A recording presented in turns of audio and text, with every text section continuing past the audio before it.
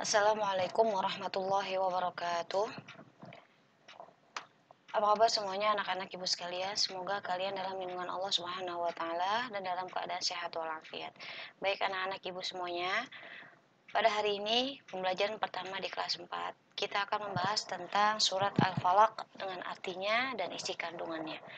Baik, untuk pertemuan kali ini kita akan membaca surat Al-Falaq dengan artinya dengan baik, dengan tartil, dan nanti ada beberapa hukum tajwid dasarnya yang akan Ibu sampaikan kepada kalian semuanya. Ya, nah ya. Sebelum kita mulai pembelajaran kita, mari kita baca suratul Fatihah. Semoga Allah kasih kemudahan dan Allah kasih kemudahan dan dalam lindungan Allah Subhanahu wa taala dan kita dapat mengamalkannya dengan baik dan benar sehari-harinya. Ya, nah ya. A'udzu billahi minasyaitonir rajim. Bismillahirrahmanirrahim.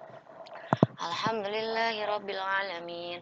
Ar-Rahmanir Rahim. Maliki yaumiddin. Iyyaka na'budu wa iyyaka nasta'in. Ihdinas siratal mustaqim. Siratal ladzina an'amta 'alaihim ghairil maghdubi 'alaihim waladdallin. Amin. Oke, tolong disimak. A'udzu billahi minasyaitonir rajim. Aku berlindung kepada Allah dari godaan syaitan yang terkutuk. Bismillahirrahmanirrahim.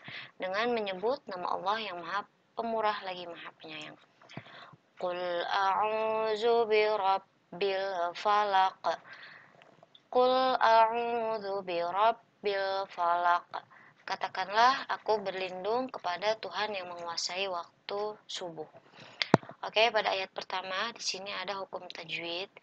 Yang pertama adalah birabbil falak, yaitu alif lam ketemu dengan huruf fa. Nah, ini disebut dengan alif lam qamariyah. Jadi, alif lamnya sukunnya dibaca jelas ya. Oke, pada di akhir ayat falak. Nah, ini huruf qafnya harus dipantulkan walaupun berharokat kasroh, cuma harus disukunkan, dimatikan. Ini disebut dengan qalqalah kubro ya. Jadi apabila ada huruf qalqalah, ba, jim, dal, to, qaf di akhir ayat itu disebut dengan qalqalah kubro dan harus dipantulkan falaq. Qul a'udzu birabbil falaq. Nah, oke, pada ayat kedua, min syarri ma khalaq. Min syarri ma khalaq. Dan dari kejahatan makhluk yang dia ciptakan. Di sini ada hukum tajwidnya, yaitu nun sukun bertemu dengan huruf sya. Nah, di sini disebut dengan ikhfa, harus disamakan atau didengungkan dan nun sukunnya berubah menjadi eng. Oke, di akhir ayatnya ada lagi seperti ayat pertama tadi, khalaq, yaitu huruf qaf yang berharokat tapi disukunkan dan dipantulkan cara bacanya. Disebut dengan qalqalah kubro. Baik. Oke, lanjut. Nah, di sini juga ada mat tobi'i, yaitu dibaca panjang dua harokat. Ya. Pada ayat ketiga, wa min syarri ghasiqin idza waqab. Wa min syarri ghasiqin idza waqab. Dan dari kejahatan malam apabila telah gelap gulita. Di sini ada hukum nun sukun, ya. Sama tadi seperti ayat kedua, ketemu dengan huruf sya, maka disebut dengan ikhfa, ya. Nah, ghasiqin idza di sini ada tanwin bertemu dengan huruf alif disebut dengan izhar. Harus jelas cara baca tanwinnya atau nanti ada nun sukunnya. Nah, pada akhir ayat ada waqab, yaitu huruf qalqalah, salah satu huruf qalqalah yang berharokat namun dibaca sukun dan harus dipantulkan cara bacanya, yaitu disebut dengan qalqalah kubro. Oke. Wa min syarrin naffatsati fil 'uqad. Dan dari kejahatan perempuan-perempuan penyihir yang meniup pada buhul-buhul talinya.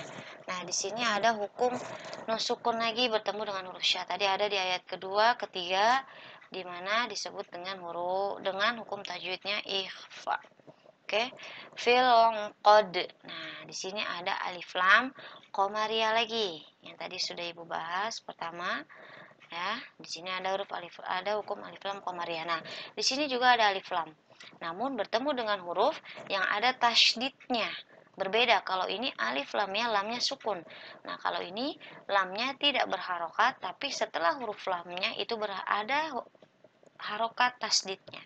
Nah, ini disebut dengan alif lam syamsiyah. Oke, pada akhir ayat uqad ini ada lagi qalqalah kubro.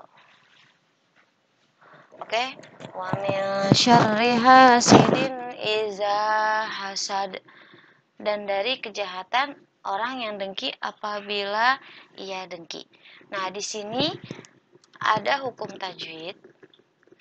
Tanwin bertemu dengan alif, ya, disebut dengan izhar. Ya, hasidin izhar, dan pada akhir ayat juga ada yang namanya qalqalah kubro. Oke, shadaqallahul azim. Maha benar Allah dengan segala firman-Nya. Oke, sampai di sini dulu pembahasan kita kali ini. Semoga apa yang Ibu sampaikan bermanfaat untuk kalian semua.